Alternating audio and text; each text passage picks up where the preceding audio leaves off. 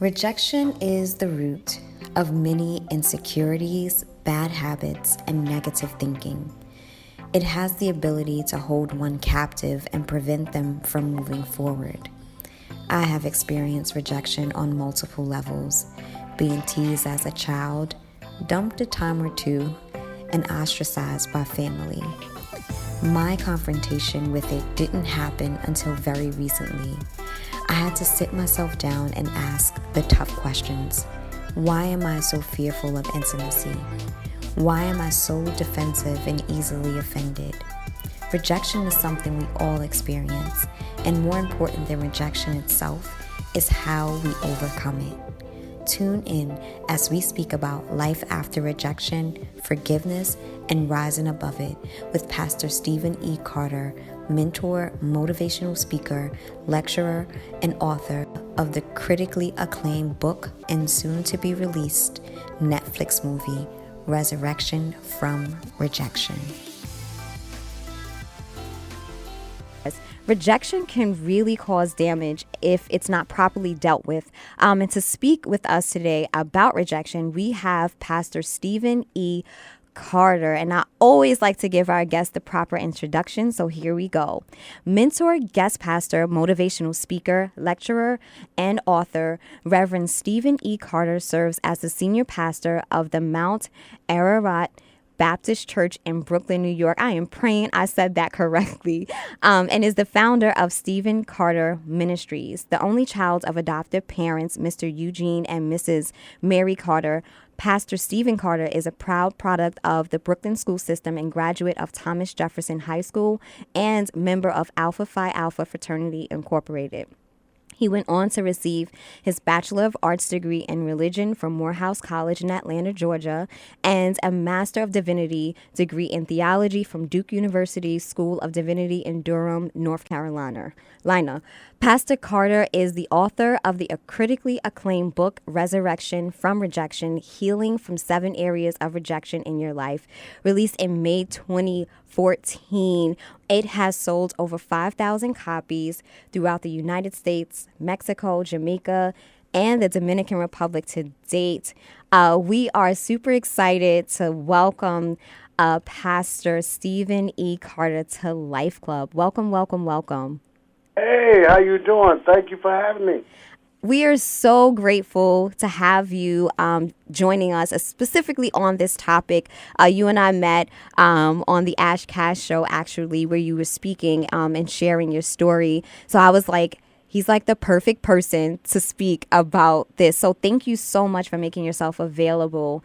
We do have the same 7, which is a rapid fire round of questions that we ask all of our guests. So are you ready? Yes, I'm ready. I'm ready. Awesome. What's your favorite song? My favorite gospel song is Jesus Keep Me Near the Cross. My favorite rap song is New York State of Mind. My favorite R&B song is Make It Last Forever. Okay, you are ready. He was ready. Yes, we have all genres. Awesome. What's your favorite color? My favorite color is black for 2 reasons. Number 1, it goes with everything, and number 2, it makes you look slim. Okay, you know what? You really thought about that because that's like the perfect answer. No, I love it. What is your favorite food?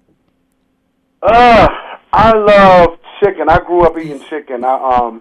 Chicken was always my favorite. I think KFC, Popeyes, Churches should all give me stock, Bojangles, because I just love me some chicken. But now that I'm in my 40s, I don't eat it like I used to because it's just not good for you. But I love it.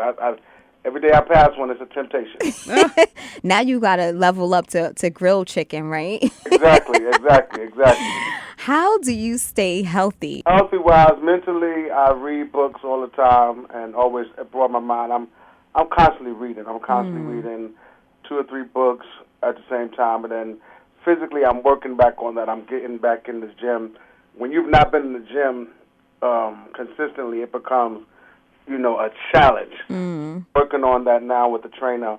And then I changed my eating habits. So now, like, I just finished service and I just had a salad with some vegetable juice, and so it doesn't taste like Popeyes, but So that's my eating habit.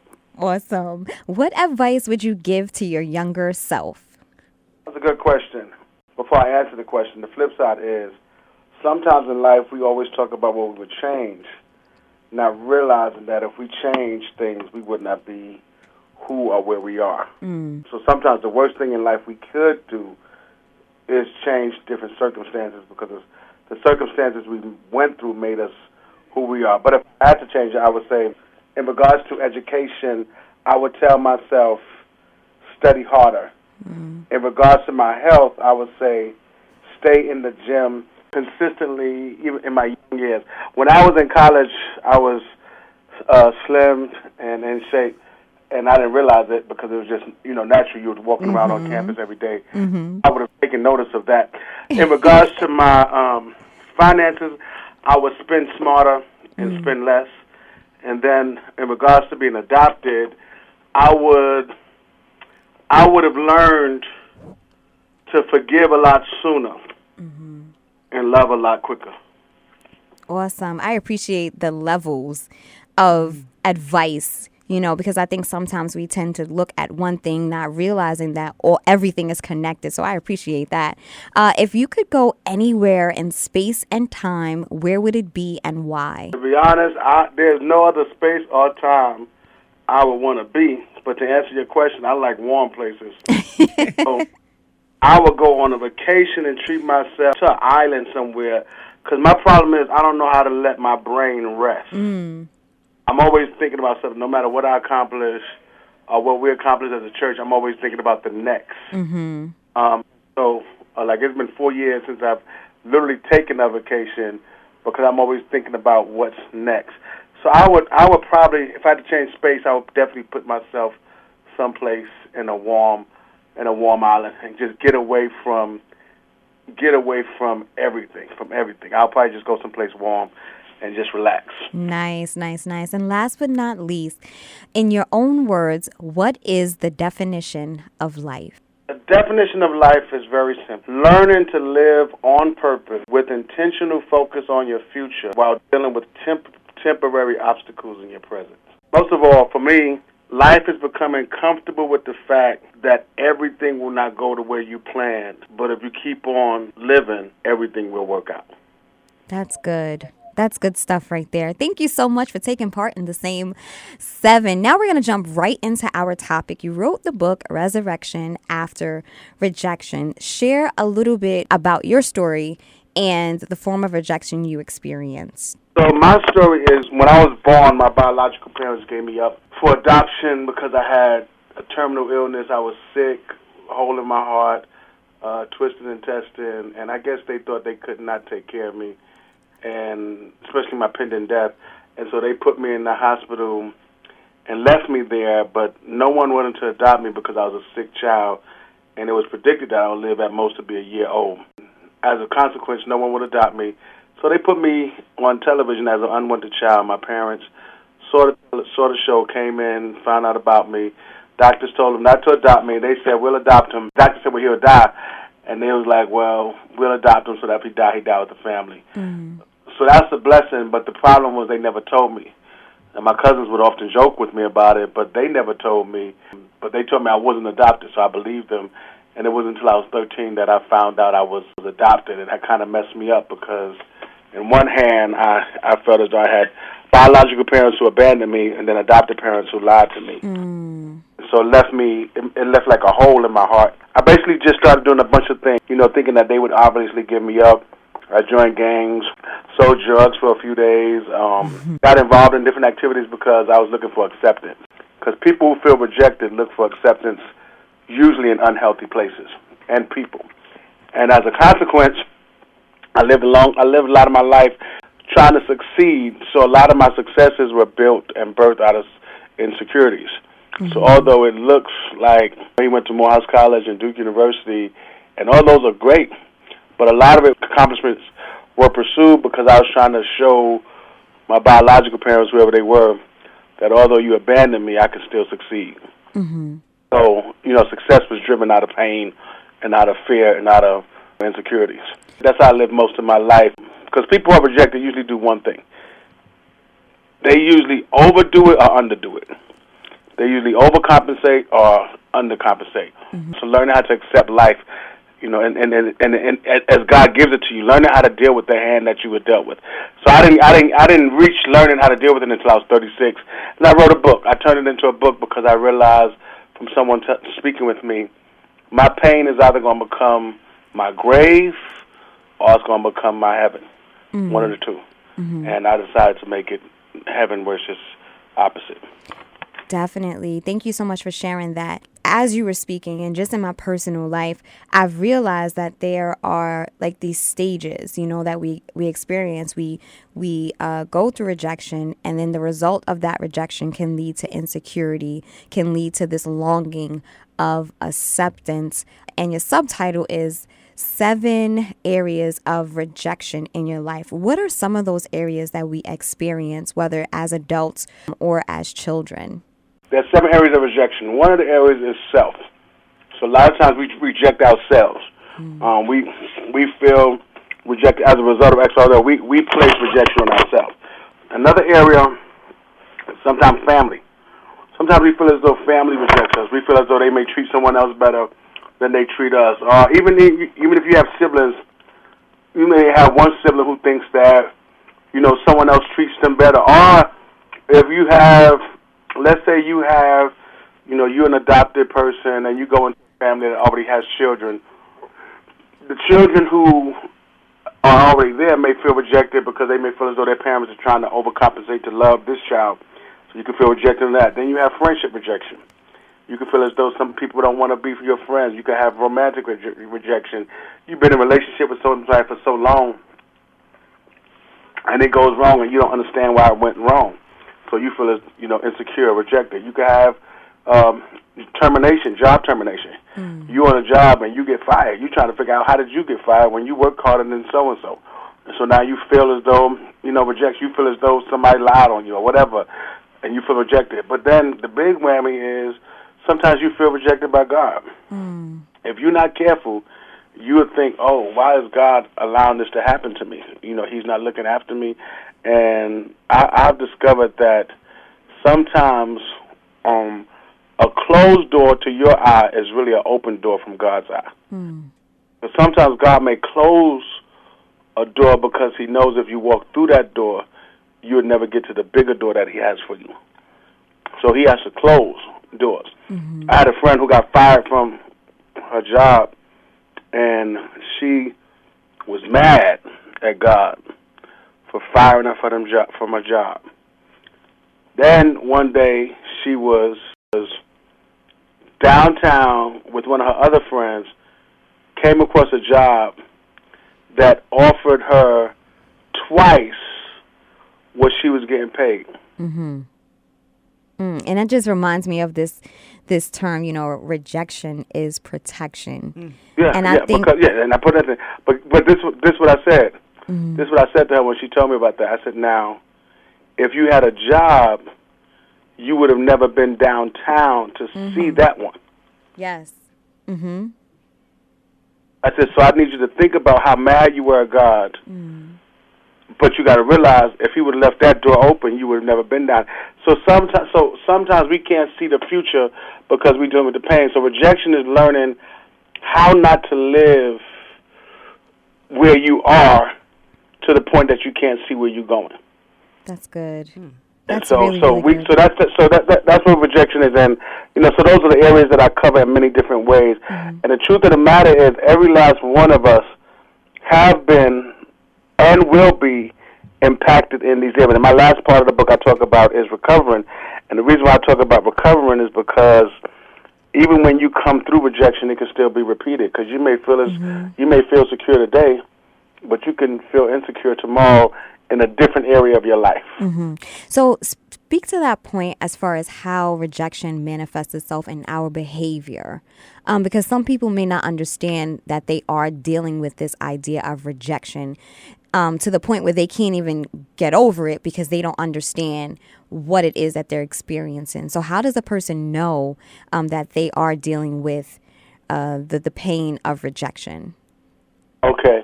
So the pain of rejection can show up in multiple ways. one of the ways it shows up is insecurities. People, insecure about others. So, for example, if you just got to be the main person at the table, everything else has to be about you. You have to be the center of attention. Another form of rejection can show up in your life is that you don't even realize it, but you a loner. You like being by yourself, but the key is it's not that you really like being by yourself. You're just scared to be around other people because you think you're not going to add up. Mm. So, but you call it, I'm just a loner. But there are some instances where people are just loners, but it can also lead back to just fear of being insecure of being around someone else. Another thing where a form of rejection could, show up is that you can't celebrate another person's happiness. You don't know how to be happy for someone else's success. So, you don't know how to be happy that someone else's relationship succeeded.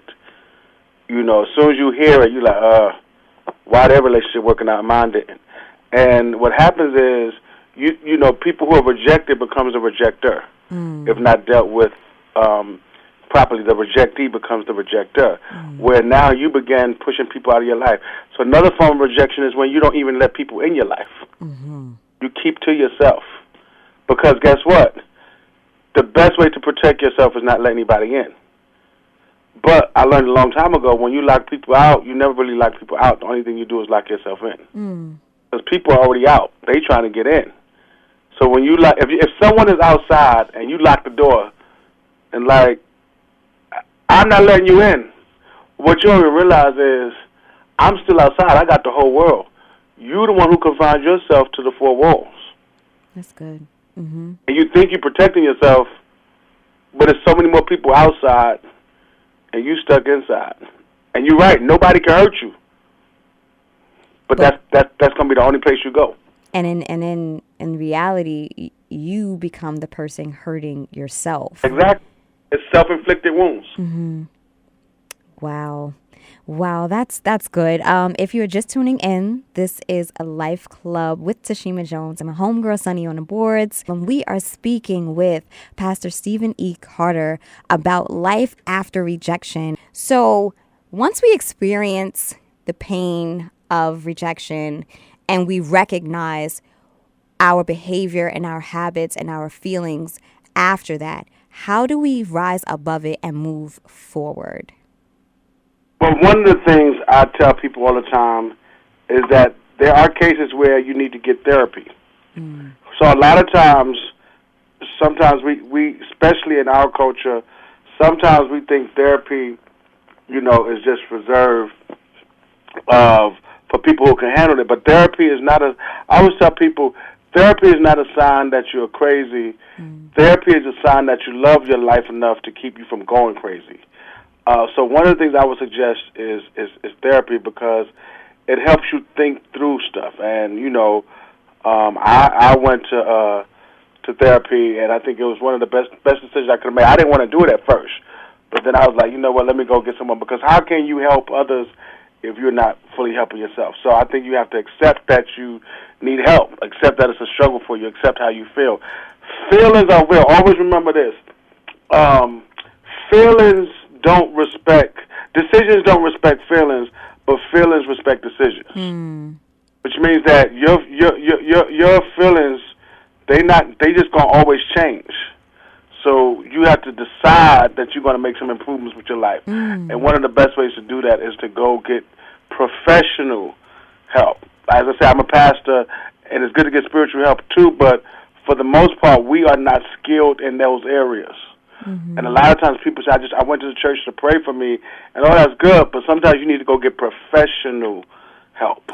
And it's interesting you say that, and I'm grateful that you made that comment, because what we also have to realize is that while we are spiritual, we're also human, and we have to deal with the mind and deal with the emotions, and with the foundation of spirituality. It's an area that I myself am learning to accept and understand, is that you're not only a spiritual being, and I think when you are rooted and grounded in spirituality, that next step is really renewing your mind and understanding your human experience just as much as that spiritual that process. So I respect the fact that, you being a pastor are acknowledging that. And I think it's something that as we grow, spiritually, we would hopefully get to that point where we realize we have to grow mentally as well. Yeah, the Bible says, that be ye transformed by the renewing of your mind. Mm-hmm. And in that context, renewing, it was perpetual. It's like it's a daily thing. So your mind is always renewing. I always tell people all the time, I was like, being renewed. I tell people all the time, I said, we make a lot of claims about people who commit suicide, and that is true. They commit suicide, and it's something to be prayed for and looked after and worked with and therapy and all that stuff. I said, but worse than people who commit suicide and die are people who commit suicides and live every day. Mm-hmm. It's like they're walking around, but they committed suicide a long time ago when they gave up on life. So they're walking suicide victims. It's like you don't dream anymore. You don't believe in yourself. You left yourself where you were 20 years ago. You never moved on, and you've committed emotional suicide. You're dead to emotions. You're dead to feelings. You're dead to love. You're dead to work. You don't want. So it's so many different things where we have that life has caused us to make certain decisions. So that's why therapy is important, because therapy helps you. I always believe life is filled with stages, from hurting to hoping to healing to helping. It's like you're gonna get hurt, but you gotta hope that things can get better, and in time you can heal from it. And as a gift to the God, you're gonna help somebody else out. Awesome. So after you accept it, you hopefully get therapy. What are some practical, daily things that we could do to renew our minds when it comes to this idea of moving past rejection? Well, number one, you got to watch the circle you keep. Mm. So, association leads to assimilation. It's like whoever you associate with, that's what you're going to assimilate. You got to decide the direction you want to go in, and then go in that direction with those people. But then you also have to make sure that you also have to make sure that you're constantly reading books. Now, obviously, prayer on top, but prayer is number one. But you're constantly putting in your head stuff to help you think right. So it's kind of like a laptop. I could search all day, but if I didn't save something on it, I can't pull it up. Mm. I can only pull up what I saved. I could get mad at the laptop, whatever, but if I type something in there, I cannot pull it up if it's not in there. And so in order for you to think right every day, that means you have to refill yourself every day. And it's daily work. There's no secret. Mm. Secret is taking out the time to make sure you're reading the right stuff, listening to the right things, surrounding yourself by the right people. Wow. And that's the hardest part is that, disciplining yourself to do what you don't want to do now, so you will not have to do what you don't want to do later.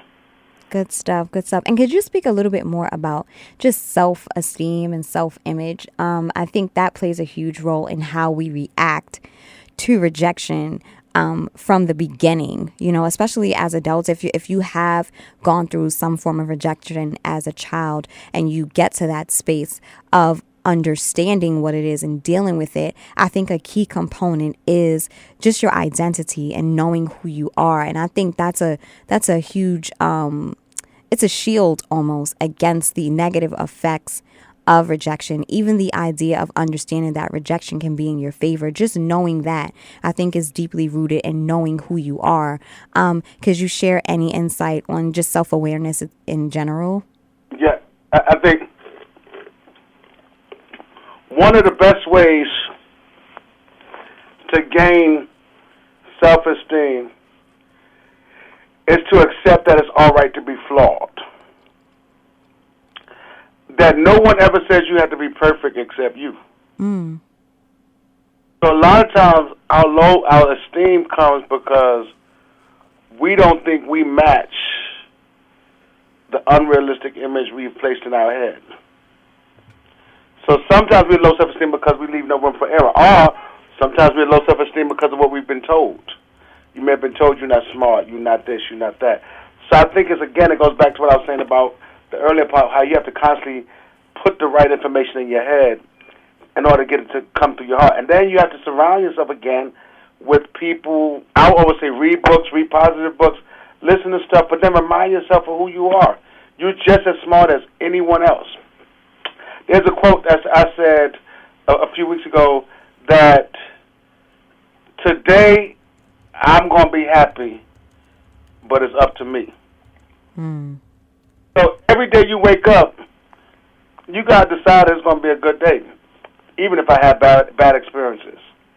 And that's how you gain confidence, because, you're not perfect. The best confidence is when you believe that you're still becoming better. That's good. I like that. The best confidence is when you believe that you are still becoming better. Because you're confident in the fact that you're right. I'm not perfect, but I'm sure headed in that direction. Like I am all right. I am all right. When I go to the barber shop and I get a haircut and I look in the mirror and it's half done, I don't trip. I'm not insecure. I sit there confidently because I'm not focused on how it looks now. I know he's still working. I know he's still working. And so it's like that. When I look at my life now, and things may not be how I want it to be, I'm still confident because I know he's still working. Definitely. And I believe also it's just how far you've come. And I think sometimes we're always trying to get to that end, not appreciating the journey so far, especially when it comes to who you are as an individual. When you find yourself in a space of growth, I think we need to celebrate that more. And going back to what you said about this idea of perfection and the ideal self, just being able to celebrate who you are, where you are in this moment, I believe that adds to your confidence. And it adds to... When you realize how far you've come now, I tell church all the time, I said that I believe people, like we there's growth. No one changes overnight. How do you eat? Someone once said, how do you eat the elephant? One bite at a time. I don't care where you are, you have to respect the time, and you got to learn how to realize I'm confident enough because I know I'm still growing, and God is still working. God is still working on me. God is still working on you, and that's. I mean, the way you have a 30-minute conversation is 1 minute at a time. Yes. So my confidence is not in me. My confidence is that I'm not completed. And so the reason why I'm confident is because I know he's still working. And because he's still working, that means he has a greater future for me. So I can be confident in the fact that I know tomorrow I'm going to be better than I am today. I think that's a really dope concept. This is Sunny, by the way. I'm jumping in with a question or a statement, rather. What's up, Sunny? I'm sorry? I said, what's up? What's up? So I think it's really important what you just brought up, and just to remain confident even in loss, because a lot of times along our journey, we have big losses that come, and it scares us back into feeling rejected, because we know, loss means, oh no, it didn't go my way, what we projected in our own mind. So understanding that even throughout the process of loss, remaining confident and saying, you know what, even that L is just a redirection. It's not a L in the sense that, oh no, all is lost. But you know what? This is not how it's going to map out. Whoa, I projected that wrong, and being able to take that hit and continue to go and not really give up on your dream just because that particular, thing didn't work out in your favor. Definitely. Yeah, exactly. You got to decide that, so I was flying back from Miami this week, and I was running for my flight. I was running late, and I bumped into this dude, and he wanted to sit and argue. And I was like, man, I'm sorry. This dude still wanted to argue. And I was like, dude, New York almost came out. But I had two things on my mind. I could sit and argue with someone I bumped into, or I can go ahead and get on my flight. Right. And sometimes a lot of us miss flights in life because we are arguing with people who we bumped into in our lives who not going anywhere. and they trying to make you feel bad because of mistakes or because of whatever. And you got to understand, you made the mistake. Hey, you couldn't handle it. You bumped, or you lost this, or you gained that, or whatever. But don't forget that there's still a flight that you're trying to catch. Yes. To get to the next level in life. Yes, that is good. That is, I gotta remember yes, that I'm one. totally applying that to my life. And speaking of that person, how do we forgive or move past the offense? Like, how do we, especially when rejection is between you and a close family member or friend, once we deal with it within ourselves, how do we deal with it with the people who may have rejected us? Because forgiveness is never for the other person. Forgiveness is always for you. So forgiveness is not so that you can let them go. Forgiveness is your way of just saying, okay, I can't hold on to it because it's killing you. You holding a grudge and they out having fun. And you holding a grudge against ulcers and all this other stuff. That's why the Bible says, go to your brother if you offended him, blah, blah, say, I'm sorry. If they don't receive it, he said, brush it off. Because what he's saying is it's no longer your issue. You already forgave. It's up to them. So the biggest self-inflicted pain is unforgiveness. Unforgiveness is like drinking poison and expecting someone else to die. I know you've heard that before. It's like, so, and this is what we do. So you have to go to sleep. You have to go to sleep at night. You got to learn how to forgive. And, remember, sometimes God allows people to reject you because if they stay in your life, you won't be able to get where you're trying to go. So you can't see it. Since this is Sunday, I go to church. When Jesus was on the cross, he said, my God, why hast thou rejected me? And the Bible says that he didn't respond. God didn't respond, and he felt rejected. Why are you doing this? But had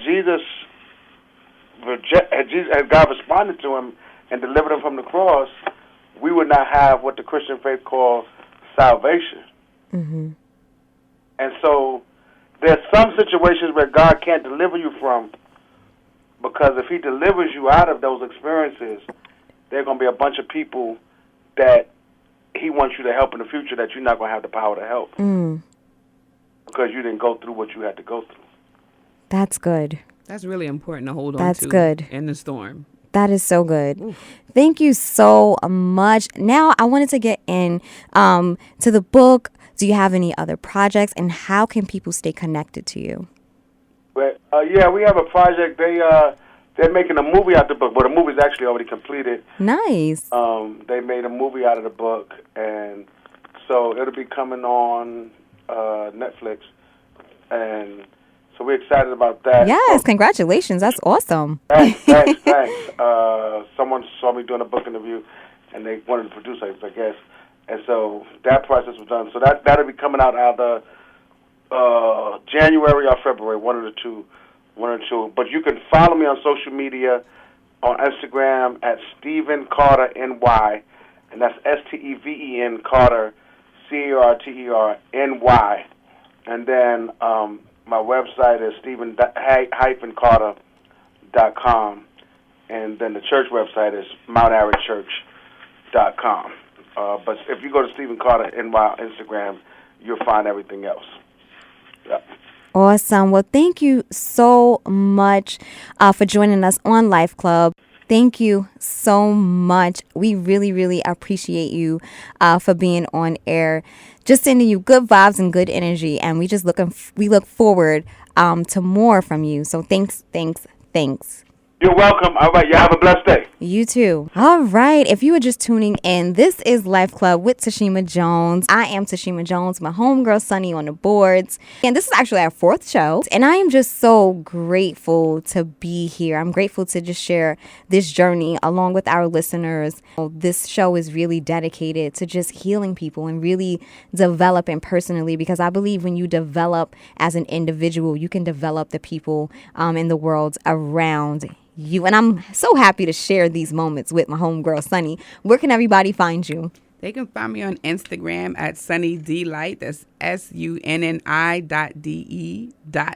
LIGHT. Yes. All right. And I am Tashima Jones. You can find me on tashimajones.com. All of my social media and contact information can be found there. Until next time, remember your greatness. Talk soon. I am Tashima Jones, and you've been listening to LifeClub. Thank you for tuning in.